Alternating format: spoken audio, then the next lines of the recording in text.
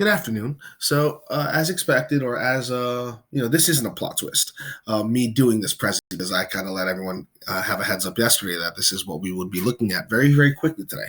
So, a plot twist is an unexpected development in a book, film, TV show, or any other form of narrative. So, a key thing is unexpected. So yesterday's short story, The Sniper, had a plot twist at the end. We did not think that our main character, the Republican sniper, ended up killing his own brother, who was on the opposite side of the battle. So, fact number one, a plot twist is a common practice in narration used to keep the interest of an audience. So, common, it's often done. It's done a lot more than you would think. Sometimes it's not as big of a plot twist as what we've seen yesterday. Sometimes it's very, very short, little subtle things that we don't see. Fact number two, one great example of an early narrative with many plot twists is the Arabian Nights tale, The Three Apples. So the Arabian Nights collection is a series of short stories. The Three Apples is one of the most famous ones, and if you have the time and you're able to, I would suggest you find and read it. Fact number three, when a plot twist happens near the end of a narrative, especially if it changes a person's view of the preceding events, it is known as a surprise ending. So plot twists are like it's like the climax of the story. Not necessarily its definition, but it could happen at the end of a story. It could happen in the middle of a story. There's no really concrete place to put a plot twist. So a big thing was preceding, come before something in time, which leads to fact number four. Some plot twists are foreshadowed, foreshadowing a warning or indication of a future event. So some of you yesterday, you kind of, for the last question, when I asked you what a plot twist is kind of similar to, some of you said foreshadowing. So you weren't far off. Sometimes plot twists can be foreshadowed. Other times it just hits us out of nowhere. And fact number five, sometimes people use the word plot twist to describe a sudden change in real life. So here's an example. An example of a plot twist is when throughout the whole narrative, a character was described as good, but as you get close to the end, it is revealed that they're actually the villain, or the other way around, where the villain becomes the good guy in the end.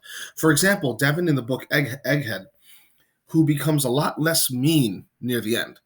Another example quite often used in plot twists is when the main character dies towards or at the end. For example, the horror movie 1408. So it's I believe 1408 is a Stephen King novel. And Stephen King is like the master of creepy, sinister horror genre books. So if horror is not your thing, I do not suggest you go see the movie or read the book. But if it is, then you've been warned by me.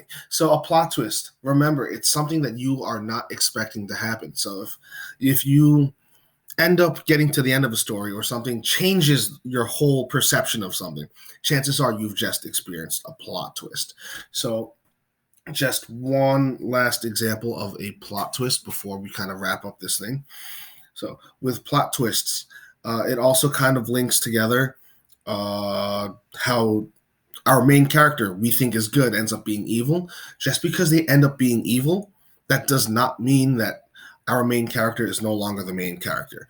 This is why if you remember me describing protagonist and antagonist multiple times throughout the year, I always say that a protagonist is our main character. It's who the story follows. I never explicitly tell you that the main character or the protagonist is our hero of the story, because there might be instances where our main character, as described here in this plot twist, Prezi, that our main character can indeed be a villain, and our antagonist might end up actually being the hero or the good guy.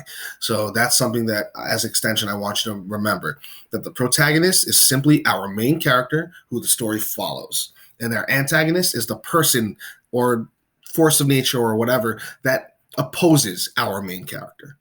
Hopefully this helped, and hopefully you have a great afternoon.